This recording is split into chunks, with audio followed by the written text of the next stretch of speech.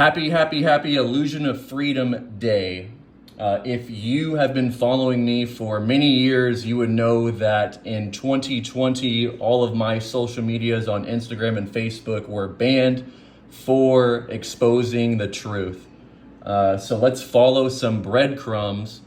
And this is just my opinion, whether or not this is factual. I just like to follow dates and factual things. Whether or not it's true or not, it's my opinion.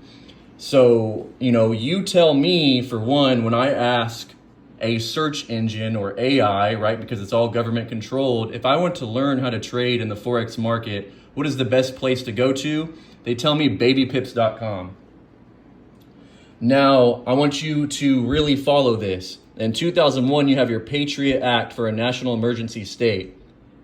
Everything in the world changed.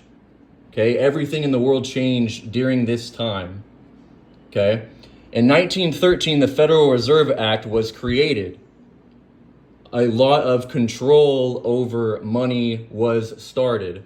Okay, so check this out. So you've got your CLS group, which is your foreign exchange market overall. This is your foreign exchange algorithm that controls many things for settling money. So you've got a giant market, lots of currency, you've got tons of partners, and the whole point of this is to settle risk. Not for you, for them. This is to offset risk. This is your global settlement for offsetting risk. Settlement, global standard in FX settlement risk mitigation.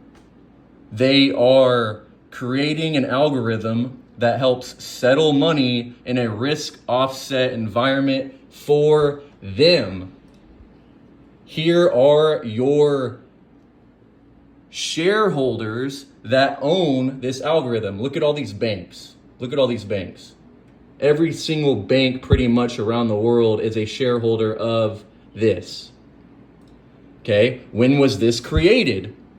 We were established in 2002, right after 9/11, right after when people started getting access to the internet, right after people were able to start trading on leverage, because before, if you were going to participate in the foreign exchange market, you had to have a ton of money or you had to have a connection to banks. So this was created in 2002. What do you think they have to do?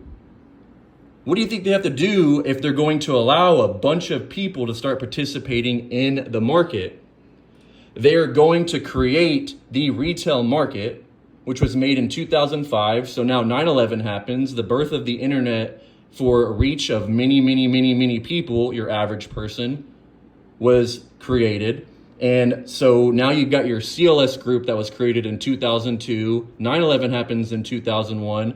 Babypips, that controls the retail market engineering thought process, starts in 2005.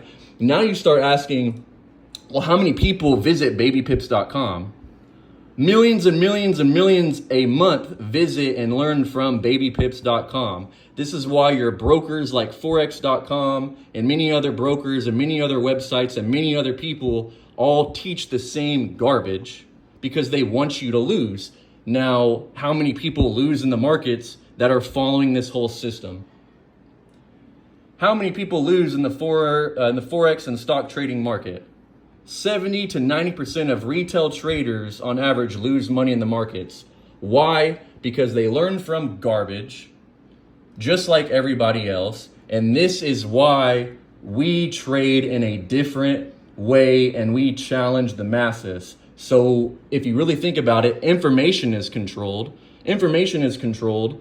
The direction of where to learn is controlled through Google. You can ask Google where to go to learn to trade. You can ask Gemini, Grok, ChatGPT. They're always going to point you into the retail trading, how to lose market. The whole world is weird.